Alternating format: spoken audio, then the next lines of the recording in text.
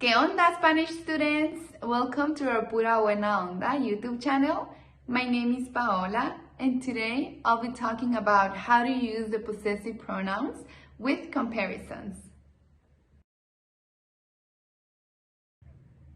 So we can also use the possessive pronouns when we compare two people, places, or things that are owned, by mentioning the first one and replacing the second one with one of the possessing pronouns, using this structure: más que, menos que, or tan como.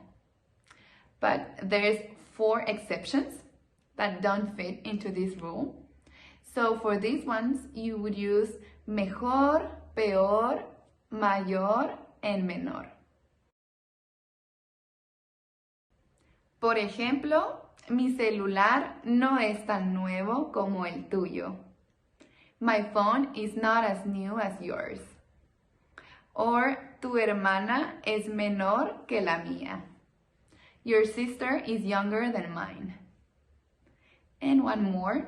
Los perros de mi vecino son más grandes que los tuyos. My neighbor's dogs are bigger than yours.